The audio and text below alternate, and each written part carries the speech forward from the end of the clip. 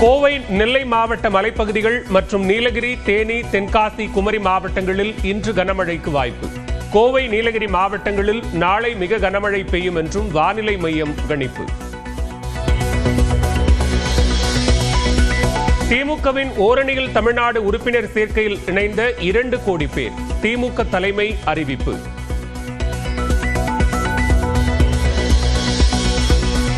பீகார் வாக்காளர் பட்டியல் திருத்தத்தை கண்டித்து எதிர்க்கட்சி உறுப்பினர்கள் கடும் அமளி. மக்களவை 2 மணி வரையும், மாநிலங்களவை நாள் முழுமைக்கும் ஒத்திவைப்பு. நாடாளுமன்றம் சுமூகமாக நடைபெற சபாநாயகர் ஓம் பிர்லா நடத்திய ஆலோசனை கூட்டத்தில் எதிர்க்கட்சிகள் ஒப்புதல். ஆபரேஷன் சிந்தூர் விவகாரம் குறித்து 16 மணி நேரம் விவாதம் நடத்த முடிவு. மாநிலங்களவை உறுப்பினராக பதவியேற்றார் மக்கள் நீதி மய்யம் தலைவர் கமல்ஹாசன். கமல்ஹாசன் எனும் நான் சட்டத்தினால் நிறுவப்பெற்றதான இந்திய அரசியல் சட்டத்தின் மீது உண்மையான பற்றார்வமும் பற்றுறுதியும் கொண்டிருப்பேன் என்றும், நான் இப்போது ஏற்கவிருக்கும் கடமையினை நேர்மையாக நிறைவேற்றுவேன் என்றும் விழிமிய முறைமையுடன் உறுதி கூறுகிறேன். வணக்கம். திமுகவை சேர்ந்த வில்சன், சல்மா, சிவலிங்கம் ஆகியோரும் தமிழில் பதவியேற்பு.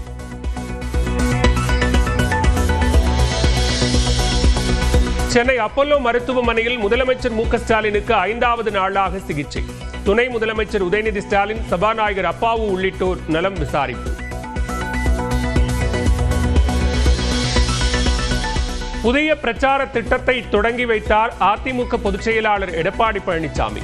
தேர்தல் வாக்குறுதிகளை திமுக நிறைவேற்றவில்லை என குற்றச்சாட்டு. பிரதமர் நரேந்திர மோடியின் வருகையொட்டி தூத்துக்குடி விமான நிலையத்தில் 5 அடுக்கு பாதுகாப்பு. திருச்சியிலும் காவல்துறையினர் தீவிர கண்காணிப்பு. கங்கை கொண்ட சோழபுரம் கோயிலின் 1000வது ஆண்டு தொடக்க விழாவில் கலந்து கொள்கிறார் பிரதமர் மோடி. வாரணாசியில் இருந்து கொண்டு வரும் கங்கை நீரை கொண்டு பிரகதீஸ்வரருக்கு சிறப்பு அபிஷேகம் செய்கிறார். பிரதமர் மோடியை சந்திப்பது இன்னும் உறுதியாகவில்லை என எடப்பாடி பழனிசாமி விளக்கம். சந்திக்க நேரம் ஒதுக்கப்படவில்லை என OPS தகவல். மருத்துவ படிப்பு மாணவர் சேர்க்கைக்கான தரவரிசை பட்டியலை வெளியிட்டார் அமைச்சர் மா சுப்பிரமணியன்.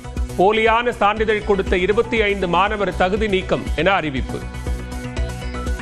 இந்த ஆண்டு மட்டும் 25 மாணவர்கள் போலியான ஆவணங்களை தந்ததன் மூலம் தகுதி நீக்கம் செய்யப்பட்டு நடவடிக்கை எடுக்கப்பட்டிருக்கிறது. சென்னையில் ஹைட்ரஜனில் இயங்கும் ரயில் என்ஜின் சோதனை ஓட்டம் வெற்றி. ஹைட்ரஜனில் ரயிலை இயக்கும் தொழில்நுட்பத்தில் இந்தியாவை முன்னிலைக்கு கொண்டு வரும் என ரயில்வே அமைச்சர் அஸ்வினி வைஷ்ணவ் நம்பிக்கை.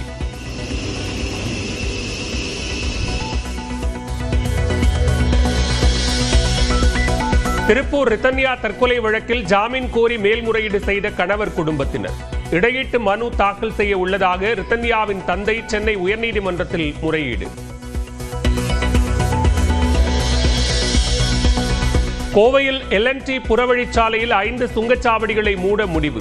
ஒரே ஒரு சுங்கச்சாவடியில் மட்டும் கட்டணம் வசூல் என மாவட்ட நிர்வாகம் அறிவிப்பு.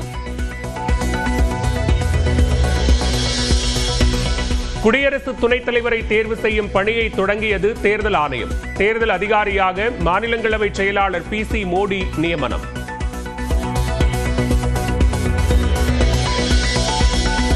தாய்லாந்தில் உள்ள 7 மாகாணங்களுக்கு செல்வதை தவிர்க்க வேண்டும். கம்போடியாவுடன் மோதல் போக்கு நிலவும் நிலையில் இந்தியர்களுக்கு இந்திய தூதரகம் அறிவுரை.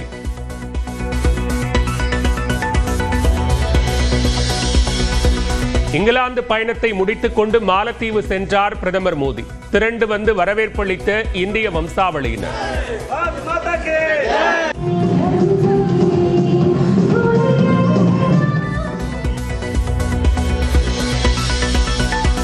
பாலியல் வன்கொடுமை வழக்கில் ஆயுள் தண்டனை பெற்று கேரள சிறையில் அடைக்கப்பட்டிருந்த தமிழ்நாட்டைச் சேர்ந்த கைதி தப்பி ஓட்டம்.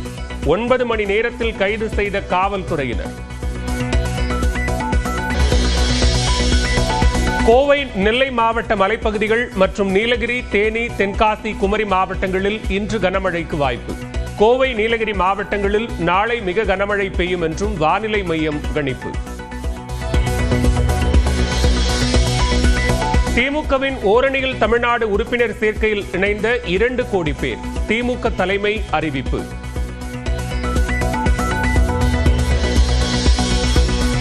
பீகார் வாக்காளர் பட்டியல் திருத்தத்தை கண்டித்து எதிர்க்கட்சி உறுப்பினர்கள் கடும் அமளி. மக்களவை 2 மணி வரையும், மாநிலங்களவை நாள் முழுமைக்கும் ஒத்திவைப்பு. நாடாளுமன்றம் சுமூகமாக நடைபெற சபாநாயகர் ஓம் பிர்லா நடத்திய ஆலோசனை கூட்டத்தில் எதிர்க்கட்சிகள் ஒப்புதல். ஆபரேஷன் சிந்தூர் விவகாரம் குறித்து 16 மணி நேரம் விவாதம் நடத்த முடிவு. மாநிலங்களவை உறுப்பினராக பதவியேற்றார் மக்கள் நீதி மய்யம் தலைவர் கமல்ஹாசன். கமல்ஹாசன் எனும் நான் சட்டத்தினால் நிறுவப்பெற்றதான இந்திய அரசியல் சட்டத்தின் மீது உண்மையான பற்றார்வமும் பற்றுறுதியும் கொண்டிருப்பேன் என்றும், நான் இப்போது ஏற்கவிருக்கும் கடமையினை நேர்மையாக நிறைவேற்றுவேன் என்றும் விழிமிய முறைமையுடன் உறுதி கூறுகிறேன். வணக்கம்.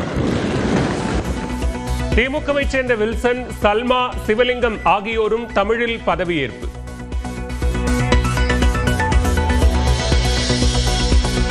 சென்னை அப்பல்லோ மருத்துவமனையில் முதலமைச்சர் மு க ஸ்டாலினுக்கு 5வது நாளாக சிகிச்சை. துணை முதலமைச்சர் உதயநிதி ஸ்டாலின், சபாநாயகர் அப்பாவு உள்ளிட்டோர் நலம் விசாரிப்பு. புதிய பிரச்சார திட்டத்தை தொடங்கி வைத்தார் அதிமுக பொதுச் செயலாளர் எடப்பாடி பழனிசாமி. தேர்தல் வாக்குறுதிகளை திமுக நிறைவேற்றவில்லை என குற்றச்சாட்டு. பிரதமர் நரேந்திர மோடியின் வருகையொட்டி தூத்துக்குடி விமான நிலையத்தில் 5 அடுக்கு பாதுகாப்பு. திருச்சியிலும் காவல்துறையினர் தீவிர கண்காணிப்பு. கங்கை கொண்ட சோழபுரம் கோயிலின் 1000வது ஆண்டு தொடக்க விழாவில் கலந்து கொள்கிறார் பிரதமர் மோடி. வாரணாசியில் இருந்து கொண்டு வரும் கங்கை நீரை கொண்டு பிரகதீஸ்வரருக்கு சிறப்பு அபிஷேகம் செய்கிறார். பிரதமர் மோடியை சந்திப்பது இன்னும் உறுதியாகவில்லை என எடப்பாடி பழனிசாமி விளக்கம். சந்திக்க நேரம் ஒதுக்கப்படவில்லை என OPS தகவல். மருத்துவ படிப்பு மாணவர் சேர்க்கைக்கான தரவரிசை பட்டியலை வெளியிட்டார் அமைச்சர் மா சுப்பிரமணியன். போலியான சான்றிதழ் கொடுத்த 25 மாணவர் தகுதி நீக்கம் என அறிவிப்பு. இந்த ஆண்டு மட்டும் 25 மாணவர்கள் போலியான ஆவணங்களை தந்ததன் மூலம் தகுதி நீக்கம் செய்யப்பட்டு நடவடிக்கை எடுக்கப்பட்டிருக்கிறது. சென்னையில் ஹைட்ரஜனில் இயங்கும் ரயில் என்ஜின் சோதனை ஓட்டம் வெற்றி. ஹைட்ரஜனில் ரயிலை இயக்கும் தொழில்நுட்பத்தில் இந்தியாவை முன்னிலைக்கு கொண்டு வரும் என ரயில்வே அமைச்சர் அஸ்வினி வைஷ்ணவ் நம்பிக்கை.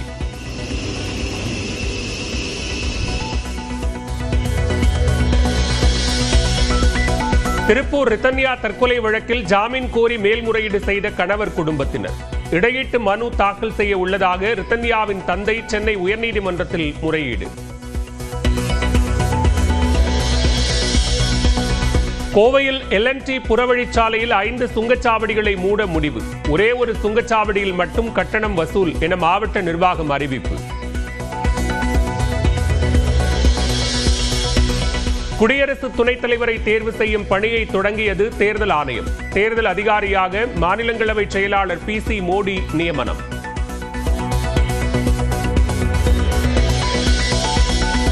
தாய்லாந்தில் உள்ள 7 மாகாணங்களுக்கு செல்வதை தவிர்க்க வேண்டும். கம்போடியாவுடன் மோதல் போக்கு நிலவும் நிலையில் இந்தியர்களுக்கு இந்திய தூதரகம் அறிவுரை.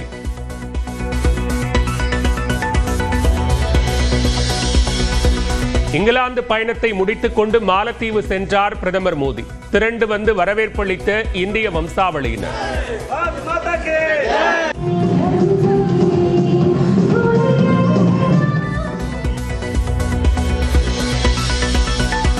பாலியல் வன்கொடுமை வழக்கில் ஆயுள் தண்டனை பெற்று கேரள சிறையில் அடைக்கப்பட்டிருந்த தமிழ்நாட்டைச் சேர்ந்த கைதி தப்பி ஓட்டம். 9 மணி நேரத்தில் கைது செய்த காவல்துறையினர்.